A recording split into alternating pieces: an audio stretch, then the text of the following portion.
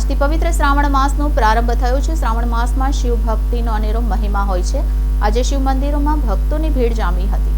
પવિત્ર શ્રાવણ માસે શિવાલયોમાં હર હર મહાદેવનો નાદ ગુંજી રહ્યો છે। ભક્તો ભગવાન ભોળાનાથને દૂધ, બિલ્વપત્ર અને પુષ્પો સહિતની સામગ્રીઓથી અભિષેક કરી આરાધના કરી રહ્યા છે। તો શહેરના કતારગામ ખાતે આવેલા અતિ પૌરાણિક એવા કાંતારેશ્વર મહાદેવ મંદિરે ભાવિક ભક્તોનું ઘોડાપૂર ઉમટ્યું છે। કતારગામ ખાતે આવેલા આ મંદિરમાં સ્વયંભૂ શિવલિંગ પ્રગટ થયેલ હોવાની પૌરાણિક માન્યતાઓ છે। સુરત તેમજ બહારથી ભાવિક ભક્તો દર્શનાર્થે પહોંચી રહ્યા છે। मीना शैलेश कुमार गोस्वामी। पवित्र श्रावण महीना शुरू थाय छे ने देवोना देव महादेव एनुं आ पवित्र महीनो छे अने खूब पौराणिक आ मंदिर छे अने कांतारेश्वर धाम कपिलाश धामनु क्षेत्र तरीके पण ओळखाय छे अने कपिल मुनि भगवाने सूर्यनारायण तप करीने भगवानने प्रसन्न करेला अने अहींया भगवान प्रगट थयेला। कपिल मुनि भगवान अहींया आश्रम होवाथी એને કપિલાશ્રમ પણ કહેવામાં આવે છે અને કપિલ મુનિ ભગવાને કપિલા ષષ્ઠીને દિવસે કપિલા ગાયનું દાન કર્યું અને બધી મનોકામના બધાની પૂર્ણ થઈ। કપિલ મુનિ ભગવાન ત્યાર પછી અહીંયાથી જતા રહ્યા, તપ કરવા માટે નીકળી ગયા।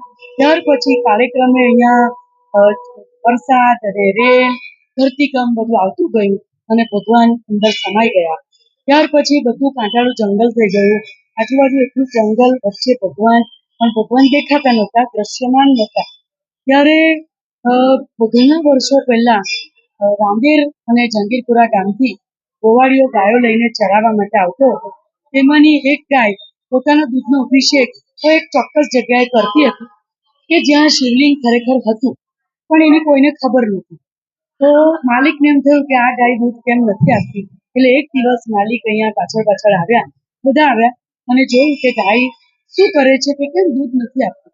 તો ગાય એક ચોક્કસ જગ્યાએ ઊભી રહી ગઈ અને દૂધનો અભિષેક કર્યો પોતાના આંચળમાંથી અને પાછળ દોડતા હોવાથી ગાય ડરી ગઈ અને ભાગી ગઈ, પણ ગાયના ખરીનો ભાગ એ રહી ગયો એ તમને શિવલિંગમાં દ્રશ્યમાન થશે। અને એ જે આ પૌરાણિક કથા છે લોકવાયકા તો છે, પણ મેં કપિલ મુનિ ભગવાનનું જે કીધું એ ઘણી લોકવાયકા છે। રામ ભગવાને પણ અહીંયા જ્યારે ઋષિમુનિઓએ સ્નાન કરવું હતું ત્યારે કુંડમાં એક તીર મારીને પાણી ઉત્પન્ન કર્યું અને ઋષિમુનિઓએ સ્નાન કર્યું અને પાંડવો પણ અહીંયા સ્નાન કરવા આવેલા અને પછી 5 પાંડવના અવારે ગયેલા એવી પણ એક લોકવાયકા છે। અને તાપી પુરાણમાં પણ મહાદેવનો ઉલ્લેખ છે અને કાંતાર શબ્દ સંસ્કૃતમાં આપણે જોઈએ તો એનો અર્થ થાય છે કાંટા, અને કાંટાનું જંગલ હોવાથી એ આપણા આ જે મહાદેવ છે તેનું નામ કાંતારેશ્વર મહાદેવ પડ્યું અને ગામનું નામ પણ કતારગામ પડ્યું।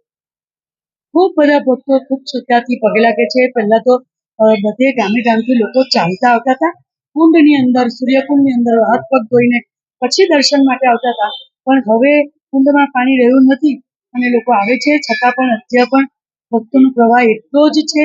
આ વખતે ઘણા વર્ષે 9 વર્ષે સોમવારથી શ્રાવણ મહિનો શરૂ થાય છે અને સોમવારે જ પૂરો થાય છે, એટલે પણ ઘણું જ મહાત્મ્ય છે।